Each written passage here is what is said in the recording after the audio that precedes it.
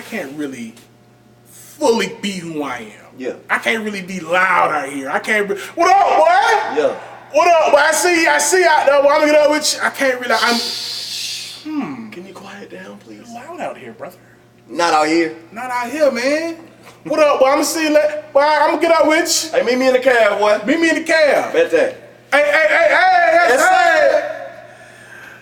Yeah, that's gang. What? Shout out to the student ambassadors. You feel me? And I feel like it's that which still brings a lot of people here. People come for that vibe, right? They see how you from your school may be, and they like, oh yeah, I gotta be a part of that. And then they come and start to realize just how rich the history is, right? And the culture. A lot of people take the culture and the history for granted, right? You know what I mean? What people had to go through so that him could have the opportunity to even be out here getting an education.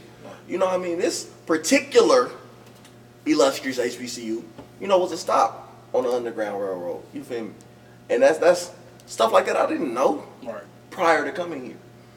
So it's crazy just how deep the culture goes just within being black, because it's deeper than being black. You may be from Detroit and all you know is Detroit, and you meet a dude from Georgia and a girl from Chicago and a guy from California. Right. All these people are black. All of their cultures are different. Right. Then y'all as it may become a group, and y'all may meet a person from Africa, whatever country that may be, a person from France, a person from Spain. Culture is deep and rich within that melanin. You feel me? And you get to explore and expend all of that while at a HBCU. Right. I think another thing I really pay attention to, a lot of your big PWIs, the class number is really, really big. Yeah. You might have your 500 student classrooms. You might have 400, 200.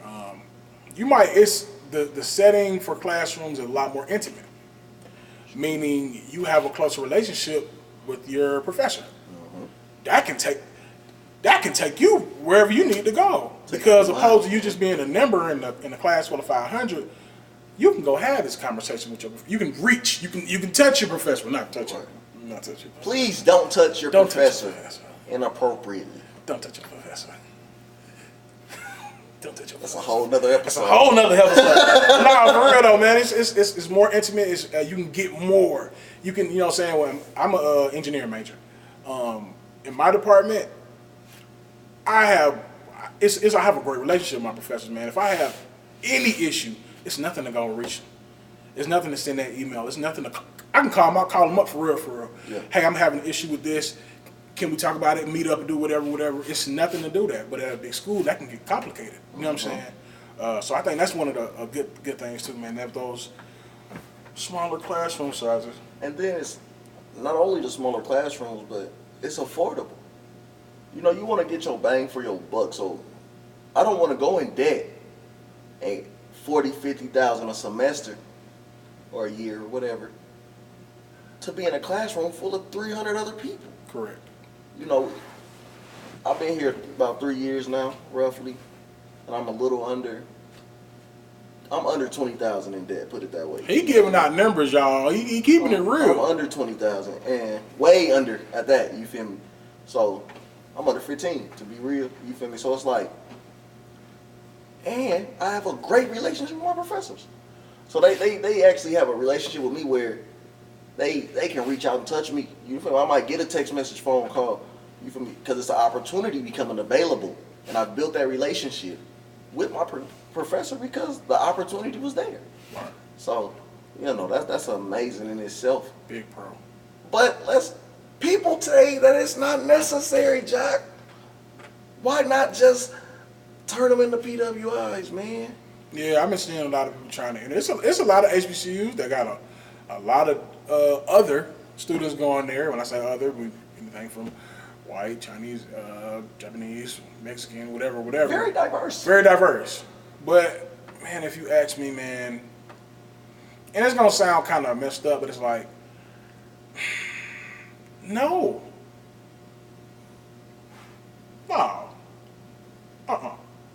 I hear you. And it's I'm not to discriminate anyone, because you want people to come and get their education. Period. What I don't want is for it to be an influx of other, and then it becomes other, and then you forget about what it started on. Mm-hmm. You see what I'm saying? Because it's like, it's rich, man. It's rich. But a lot of times, you'll get in a situation where other comes, and you have to accommodate other, because other might not be comfortable with this richness. Because they might say, well, why can't we have our own whoop-de-whoop, whoop-de-whoop? And there's nothing wrong with that, but this ain't, this. So you, it sounds like you saying, if an influx of diverse students came, and at a HBCU, it's still a HBCU, instead of, them working to understand, the black culture, or per se fit with the black culture, what if a white student union was created? Or a Hispanic student union, or whatever the case may be? And I don't necessarily think those things would be bad, as long as those students are working to still understand and be able to develop along with the culture that's already here. I wouldn't want, it's a good amount of students here at Central. Right. I wouldn't want, you feel me, it to become so diverse that we lose what Central is. And that's just me personally. But at the same time, I wouldn't want us to turn people away, and we won't. Yeah. We won't. I don't want to turn people away. Wouldn't turn nobody away. But I'm just saying, it's a delicate line. Right. When you say, you start letting, you feel me, especially with sports. Sports is a big place where diversity come in.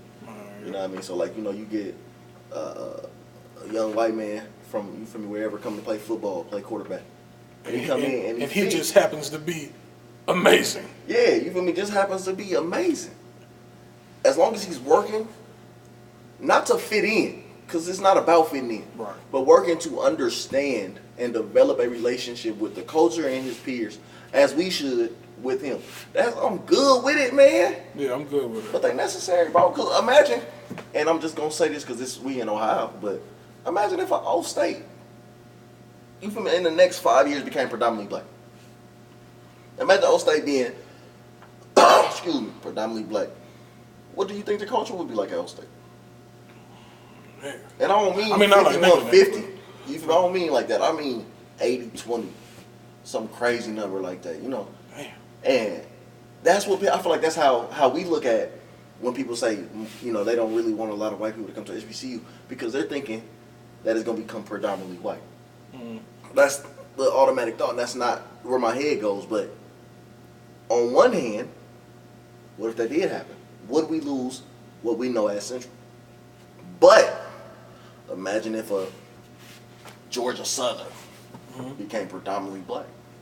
Look at that shit, tell you. Imagine if Georgia Southern had the atmosphere that Clark Atlanta has.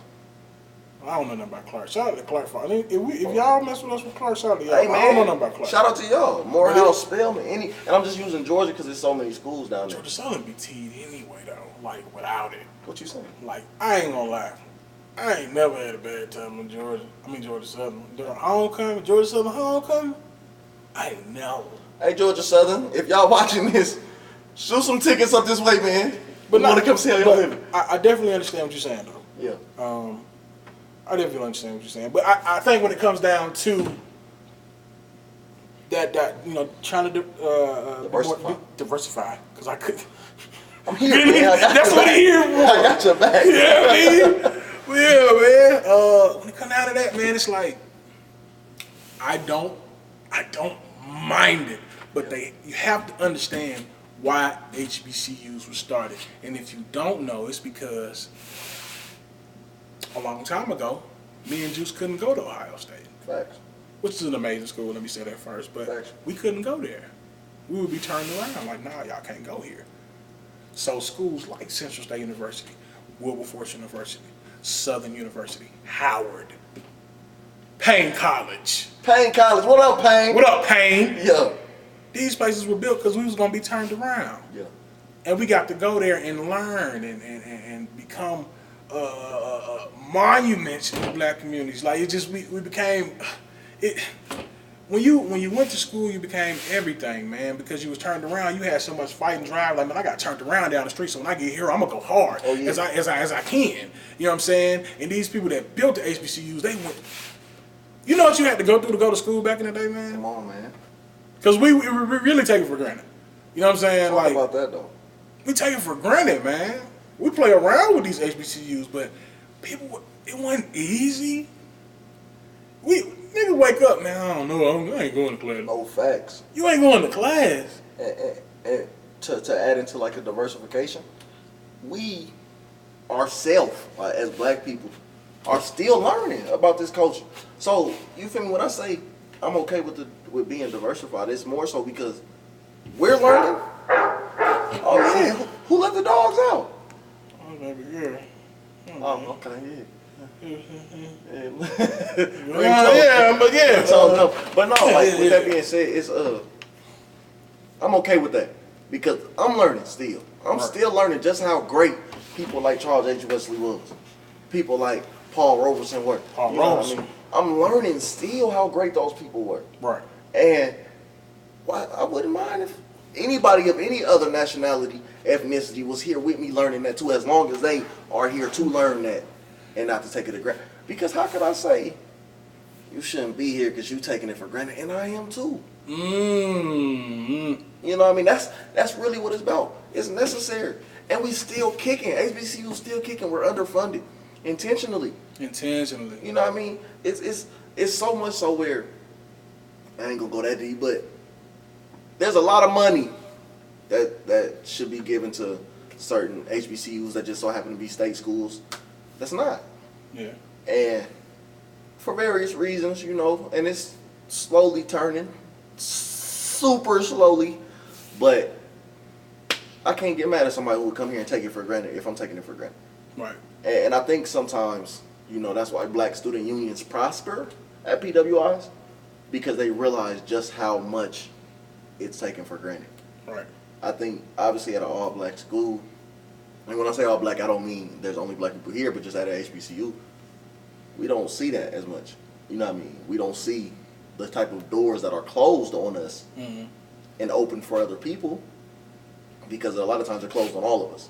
You know, at a OU or something, or IU or whatever, there's certain doors that's open for your peers that are open for you, which makes it necessary for the SOBs and the SASs and the black student unions and, you know, different organizations like that. Not just black people, you know what I mean? There's Hispanic organizations, Latino organizations, there's Asian organizations, there's so many organizations at these PWIs. Yeah. Because those doors are closed for them.